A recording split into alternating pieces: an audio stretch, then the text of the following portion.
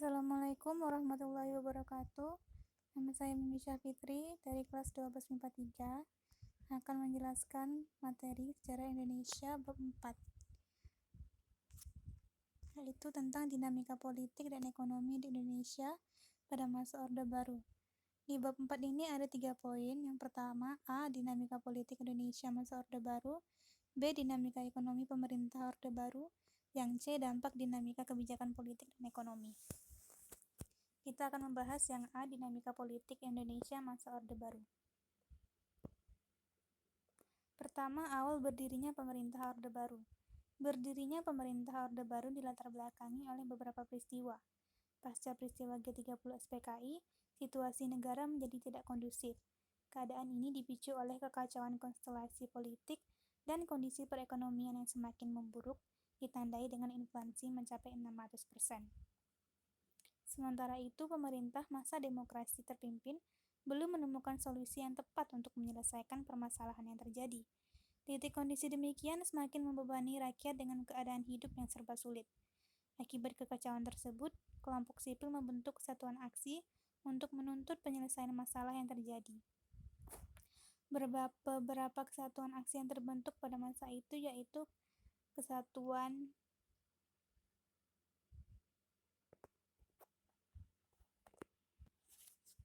Kesatuan Aksi Pelajar Indonesia atau KAPI, Kesatuan Aksi Mahasiswa Indonesia atau KAMI, Kesatuan Aksi Pemuda Pelajar Indonesia atau KAPPI, Kesatuan Aksi Buruh Indonesia atau KABI, dan Kesatuan Aksi Wanita Indonesia atau KAWI.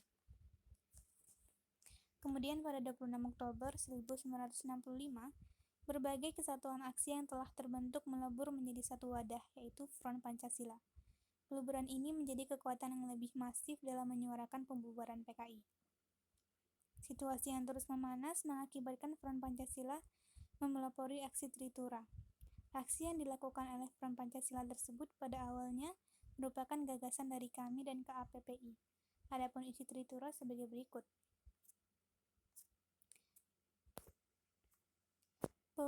A. Bubarkan PKI beserta ormas-ormasnya. B. Perombakan dan pembersihan unsur-unsur PKI dari Kabinet Dwi Kora. C. Turunkan harga kebutuhan pokok dan perbaikan ekonomi. Pada 2 Oktober 1965, Presiden Soekarno melakukan dialog dengan Letnan Jenderal atau Letjen Soeharto. Dialog tersebut dilakukan untuk membahas upaya mengatasi situasi nasional yang sedang kacau. Dialog tersebut pun diwarnai perbedaan pendapat antara Soekarno dan Soeharto. Menurut Soeharto,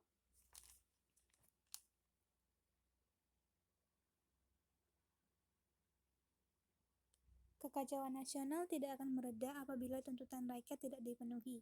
Sementara itu, Presiden Soekarno menyatakan pembubaran PKI bertentangan dengan ajaran Nasakom yang selama ini didengungkan.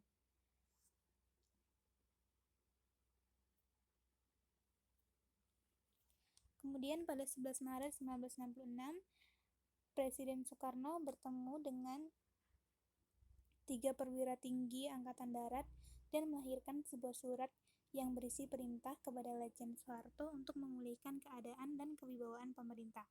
Surat tersebut ditandatangani oleh Presiden Soekarno pada 11 Maret 1996 yang dikenal juga dengan Surat Perintah 11 Maret atau Super Smart. Penunjukan Letjen Soeharto sebagai pemegang mandat Super Smart mendorong dirinya membubarkan dan melarang PKI beserta organisasi masanya. Untuk menata pemerintah, Letjen Soeharto ditugaskan sebagai pelaksana pemerintahan dalam Kabinet Amanat Penderitaan Rakyat atau AMPERA. Keadaan tersebut menyebabkan Letjen Soeharto memiliki kewenangan yang lebih luas dalam pemerintahan. Letjen Soeharto juga didukung dengan pemberlakuan Super Semar sebagai ketetapan tetap MPRS, sehingga secara hukum Letjen Soeharto memiliki kedudukan setara dengan Presiden Soekarno. Pada saat yang bersamaan, Presiden Soekarno masih berkedudukan sebagai kepala pemerintah. Demikian, kedudukan Presiden Soekarno dalam pemerintah semakin melemah. Hal ini ditandai dengan ditolaknya pidato pertanggungjawaban Soekarno atau Nawaksara oleh MPRS atas rangkaian kekacauan peristiwa yang terjadi. Dengan beberapa pertimbangan, akhirnya Presiden Soekarno mengundurkan diri sebagai Presiden Republik Indonesia dan diangkatlah Soeharto menjadi presiden selanjutnya. Kedua, upaya menciptakan stabilitas politik. A. Politik pendekatan keamanan dan politik sipil. Situasi negara yang belum sepenuhnya kondusif mendorong Presiden Soeharto menghimpun kekuatan untuk menciptakan stabilitas politik melalui politik pendekatan keamanan atau security approach dan politik sipil.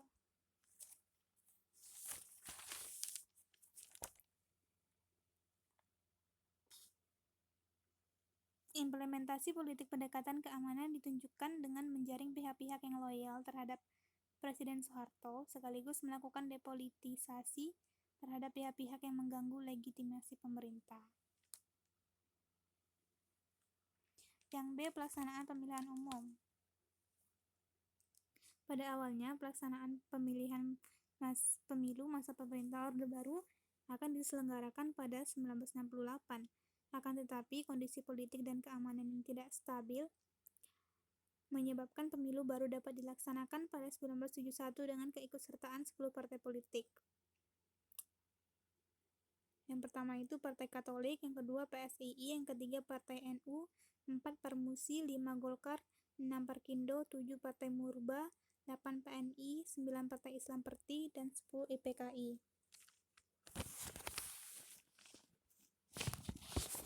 Ini adalah tabel-tabel perolehan suara partai politik dari tahun 1971 hingga 1997.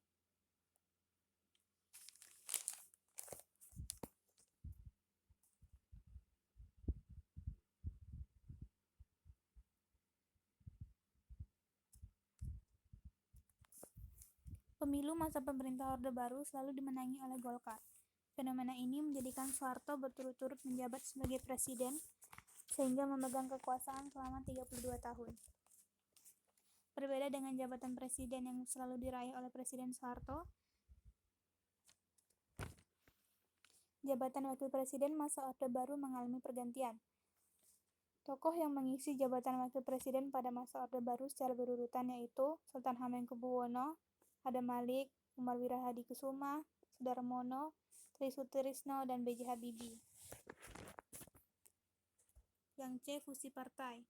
Fusi penggabungan partai merupakan kebijakan politik pemerintah Orde Baru yang dicanangkan pemerintah menjelang pemilu 1977. Kebijakan ini didasari anggapan bahwa banyaknya partai akan memicu persaingan antar parpol, sekaligus persaingan dalam tubuh internal parpol, sehingga mengganggu stabilitas pemerintahan. Implementasi fusi partai ditunjukkan dengan membentuk dua partai baru, yaitu Partai Persatuan Pembangunan (PPP) dan Partai Demokrasi Indonesia atau PDI.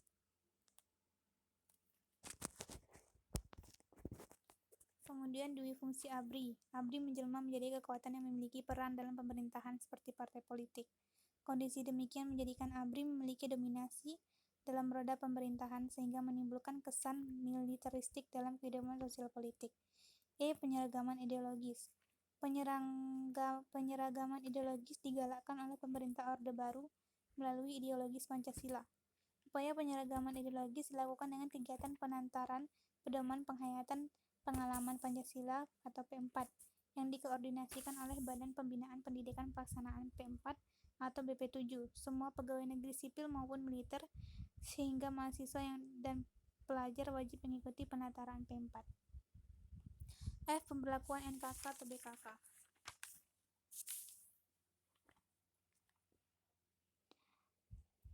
Upaya menciptakan stabilitas politik oleh pemerintah Orde Baru juga dilakukan di ranah perguruan tinggi. Pasca peristiwa Malapetaka 15 Januari, Malari, implementasi penciptaan stabilitas politik di perguruan tinggi dicanangkan melalui serangkaian kebijakan regulasi. Bentuk kebijakan tersebut diwujudkan dalam normalisasi kehidupan kampus atau NKK dan lahirnya Badan Koordinasi Kemahasiswaan atau BKK.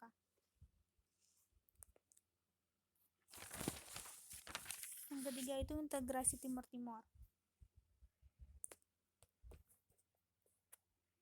Proses pengintegrasian Timur Timur ke Indonesia dilakukan melalui operasi keamanan dengan nama Operasi Seroja.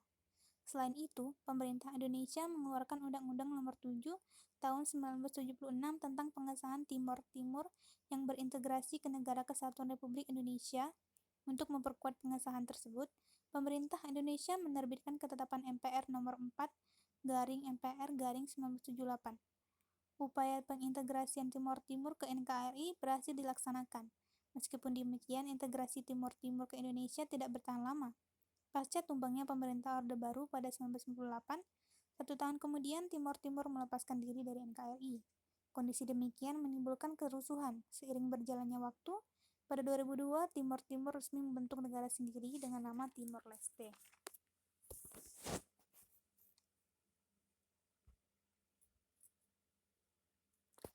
Yang keempat, politik luar negeri bebas aktif. A. Berakhirnya konfrontasi dengan Malaysia. Upaya mengakhiri konfrontasi dengan Malaysia sebenarnya telah dilakukan secara diam-diam oleh sebagian anggota Angkatan Darat sebelum pemerintah Orde Baru berkuasa. Upaya tersebut dilakukan karena dalam tubuh AD terdapat beberapa anggota yang tidak sejalan dengan pemikiran Presiden Soekarno mengenai konfrontasi dengan Malaysia. Kemudian misi rahasia yang dilakukan oleh sebagian anggota Angkatan Darat membuka jalan terang perdamaian ketika pemerintah Orde Baru mulai memegang kendali kepemimpinan negara. Menteri Luar Negeri Adam Malik secara formal bertemu dengan Menteri Luar Negeri Malaysia Tun Abdul Razak untuk merumuskan perdamaian pada 29 Mei 1 Juni 1966 di Bangkok, Thailand. Dengan perjanjian damai tersebut, Indonesia dan Malaysia akhirnya dapat melakukan kerjasama bilateral di berbagai bidang. Yang B kembali menjadi anggota PBB. Pada masa kepemimpinan Presiden Soekarno, Indonesia pernah menyatakan keluar dari keanggotaan PBB. Pernyataan tersebut dilatar belakangi oleh diterimanya Malaysia sebagai anggota Dewan Keamanan Tidak Tetap PBB pada 1965. Pada masa Orde Baru, Presiden Soeharto berupaya menegakkan kembali prinsip politik bebas aktif. Dengan pelaksanaan politik bebas aktif tersebutlah Indonesia kembali menjadi anggota PBB pada 28 September 1966. C. Pelopor pembentukan ASEAN. Pembentukan ASEAN tidak lepas dari dinamika politik di kawasan Asia Tenggara. Pada masa Perang Dingin saat itu, kawasan Asia Tenggara menjadi perebutan pengaruh ideologi antara blok Barat dan blok Timur. Perebutan pengaruh terjadi karena Asia Tenggara merupakan kawasan yang diperhitungkan dalam tataran geopolitik dan geostrategi. Selain itu, konflik antar negara Asia Tenggara rentan terjadi seperti konflik militer di Laos Kamboja, Vietnam, serta konflik bilateral Indonesia dan Malaysia. Kemudian pada 8 Agustus 1967, 5 negara yang terdiri atas Indonesia, Malaysia, Filipina, Singapura, dan Thailand mengadakan pertemuan di Bangkok, Thailand. Pertemuan tersebut berhasil menyepakati pembentukan organisasi yang mampu mempererat kerjasama dan hubungan antar negara. Dengan demikian lahirlah ASEAN yang ditandai dengan Deklarasi Bangkok atau Deklarasi ASEAN. B. Dinamika ekonomi pemerintah Orde Baru. 1. Itu rehabilitasi ekonomi. Implementasi rehabilitasi ekonomi masa Orde Baru dilakukan melalui kerjasama dengan negara lain. Pemberlakuan kebijakan ekonomi yang dilaksanakan di dalam negeri. Untuk merealisasikan upaya-upaya tersebut, pemerintah Orde Baru menyusun anggaran pendapatan belanja negara atau APBN secara efektif. Selain itu, arah politik luar negeri bebas aktif yang kembali diterapkan Presiden Soeharto turut mendorong hubungan multilateral. Yang kedua, implementasi pembangunan. Keberhasilan pemerintah Orde Baru dalam memperbaiki tingkat inflasi mendorong pemerintah Orde Baru mengimplementasikan pembangunan selanjutnya.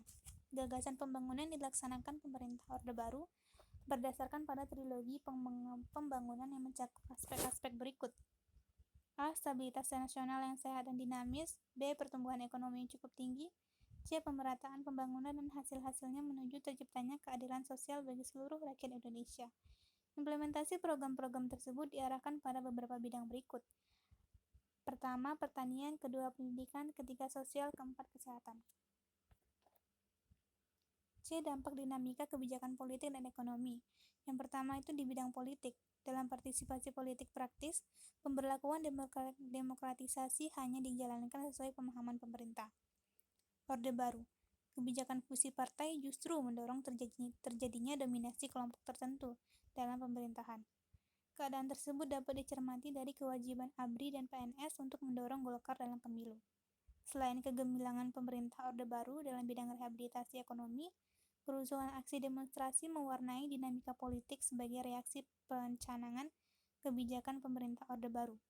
Beberapa aksi demonstrasi yang muncul pada masa Orde Baru yaitu peristiwa Malari 1974, peristiwa Tanjung Priuk 1984, peristiwa Warsidi 1989, dan tragedi Trisakti 1998. Yang kedua, bidang ekonomi. Pencapaian pertumbuhan ekonomi pada masa itu diiringi oleh keberhasilan pemerintah Orde Baru dalam mewujudkan swasembada beras pada pertengahan 1980-an. Hasil tersebut diraih melalui serangkaian kebijakan program pertanian untuk meningkatkan produktivitas pertanian. Kebijakan tersebut menguntungkan petani yang memiliki lahan luas. Pada 1974 sampai 1981, sebagian besar pendapatan negara diperoleh dari pendapatan minyak. Kondisi tersebut tidak lepas dari peristiwa loncat harga minyak bumi karena kondisi politik global. Pada 1974, negara-negara Arab melakukan embargo terhadap negara-negara Barat yang mendukung Israel. Selain itu, pada akhir 1978, terjadi gejolak politik di Iran yang menyebabkan Iran menghentikan pasokan minyak bumi. Dua peristiwa tersebut menjadikan harga minyak bumi di Indonesia melambung.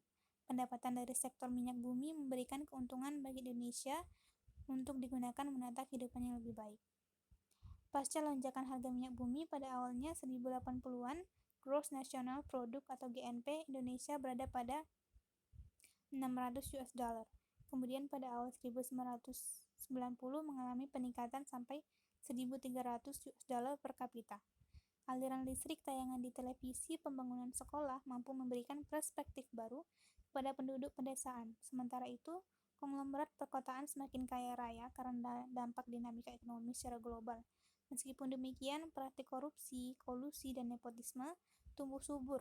Kontrol distribusi aliran dana untuk meratakan pembangunan sebagian luput dari pengawasan pemerintah. Kondisi tersebut menunjukkan mentalitas sebagian pejabat berkebalikan dengan pencapaian pertumbuhan ekonomi. Sekian dari saya. Wassalamualaikum warahmatullahi wabarakatuh.